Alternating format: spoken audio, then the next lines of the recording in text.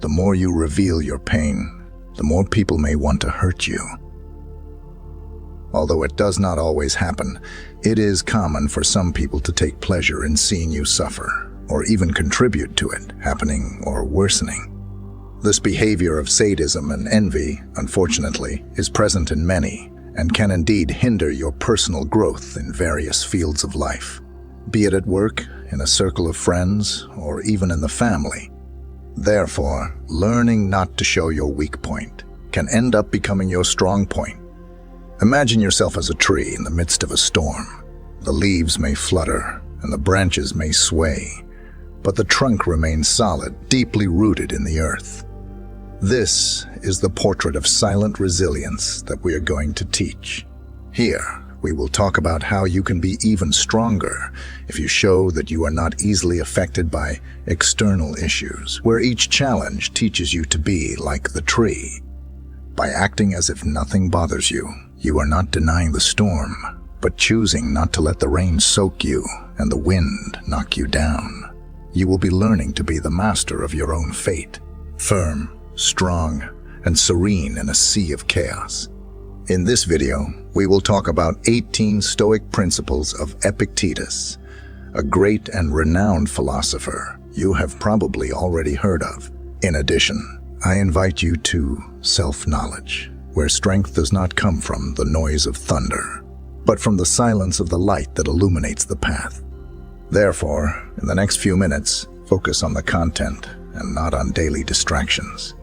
Let's go. Principle number 1. Listen twice as much as you speak. Have you ever thought about why nature gave us 2 ears, but only 1 mouth? According to Epictetus, there is no error or coincidence in this, but rather a clear purpose behind this reality, not to fall in love with our voice as much as we are called to fall in love with the voice of others. It is by learning from others that we advance in life, not by repeating our own speech over and over again. So from today, start paying more attention to what people around you say and less to what you have been upholding until now. Principle number 2. Always expect the worst. One of the biggest causes of anxiety and its devastating consequences is believing that unfavorable circumstances are waiting for us in the future. We fear that our children will abandon their studies, that we will be fired from work, that our spouse will confess to us that they have been having an affair with someone else and ask us for a divorce, or that something else bad will happen to us, such as going bankrupt. The problem is that one day we fear one of these problems, and the next day another, and another. The path of life, in addition to reserving good and happy parts for us, also reserves a handful of problems that are inevitable. Therefore, we live in permanent stress, caused by different stimuli each day. And this is where Epictetus comes into the picture, since his proposal is as drastic as it is effective. He says, "Think that all these things you fear so much have already happened. So, what could be worse?" In this way, your spirit will develop coping strategies to move forward with your head held high. Principle number 3. Prepare to fail because it is the only way to progress. We do the impossible so that we are not considered fools. But Epictetus has another view on this. According to his philosophy, one of the best things that can happen to you is to be considered such, as this is the way for you to really improve professionally and personally as well. The Stoic philosopher reminds us that overcoming is not the product of a spontaneous reaction, but rather the result of a long path of trial and error. For it is through error that we can polish what distances us from excellence. Principle number 4. Be aware of the dangers of fortune. This wealth that we desire brings with it a stigma from which few people can free themselves. And it's not just about the people who will emerge from nowhere to benefit from our fortune, like by pretending a friendship they don't feel for us. Money has the ability to transform people, and not necessarily for the better. Once we are possessors of this highly coveted resource, we come to have something that, until then, we did not know we had. And it is from that moment that our spirit may begin to poison itself in the face of the loss of moral values. Principle number 5. Do not cling to a single hope. Fortunately, we are beings inclined to practice diversity. That is, there is no reason to put all our hopes in a single dream, since this could be devastating if we fail in it. Therefore, Epictetus encourages us to pursue many dreams, as this will exponentially increase our chances of success. Principle number 6. Always remember that death is waiting at the end of the road. This is not advice that calls us to pessimism, but to be aware that death is the final destination of all our actions and especially our efforts. Once we have this in mind, perhaps we will start to evaluate to what extent it is worth spending 20 years of our limited life saving to pay for a house that, as much as it weighs on us, we will not be able to take with us wherever we go. Once death visits us, just as we carry in our bag those objects that we consider indispensable for our daily life, such as the phone, credit cards, and our toothbrush, it would greatly benefit us to carry a small notebook with these Stoic principles, because thanks to them, we will no longer see setbacks as misfortunes, nor life as eternal time we have at our disposal, but we will acquire a more realistic view of our existence, and certainly make better use of our time of life. Principle number 7. True wealth lies in a contented spirit. Due to the Stoicism, Epictetus had his particular conception of happiness, and we can know it through one of his famous phrases. A wise man is one who does not fret over the things he does not have, but rejoices in those he does have. This reflection is more than a thought. It is advice to learn to stop feeling afflicted by those riches that are not yet part of our life. Because while we allow ourselves to complain and mourn for what we lack, we lose valuable minutes of happiness in which we could thank for everything we have achieved so far, which is much more than our eyes are trained to appreciate. Thus, a rich person is above all a happy person. Principle number 8. Incorporate humility into your life. If you really want to learn something, it is essential that a person learns what they believe they already know. Through this phrase, Epictetus calls us to make use of our humility, especially in the realm of learning. Going through life, boasting of the pride of knowledge, distances us more and more from the authentic knowledge that arises from the conviction that we are completely ignorant about what we intend to learn. In this way, we will look at everything through the eyes of a child, which harbor as much capacity for wonder as they do a desire to learn. Principle number 9. Guilt is synonymous with plague. Narrow-minded people blame others. Ordinary people blame themselves, but the wise see all guilt as foolishness. Thanks to this phrase from Epictetus, therapists nowadays have begun to approach guilt as a feeling to be eradicated from our lives. The only way to win the competition against guilt is to refuse to play with it. The problem is that it results in an easy path, since by blaming others or ourselves, we completely absolve ourselves of the responsibility to correct the mistake. Therefore, resorting to it is a temptation that is hard to escape.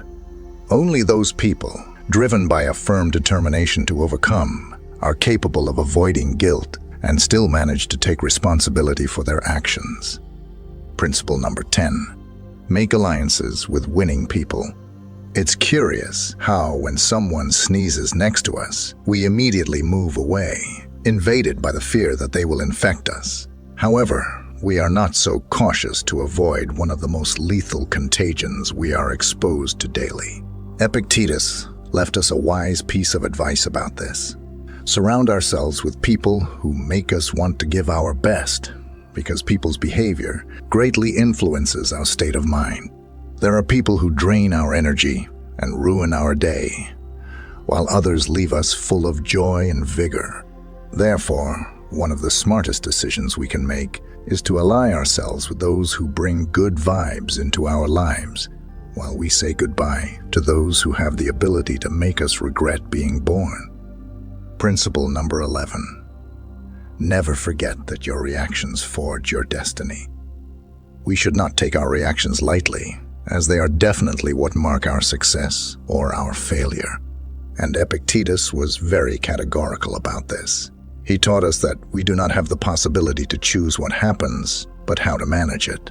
Misfortune can fall upon any of us, but it is what we do from its arrival that will mark the difference from that moment on.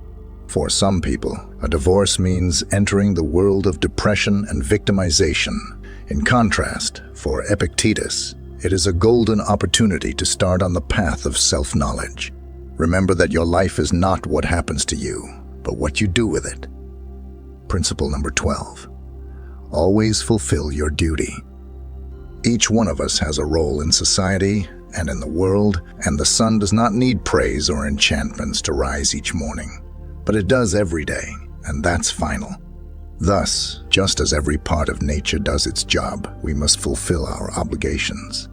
If we are waiting for please or praise to do our work, we are failing both the environment to which we belong and ourselves. If we know what our task is and are aware that other people depend on it, it is our moral duty to carry it out without waiting for anyone to remind us. Principle number 13. Do not hate those who hate you, simply ignore them. You are much bigger and completely superior to the one who criticizes, despises, and discriminates against you. Therefore, do not waste your precious time hating that person, as they do not even deserve to be present in your thoughts. We are encouraged not to fear people who harm you, as that noise represents a regrettable attempt to damage you, so ignore it and become immune to it. Principle number 14. Bet on simplicity. Why live in frugality if, nowadays, we have the possibility to surround ourselves with all kinds of luxuries? The answer is much simpler and more logical than you think.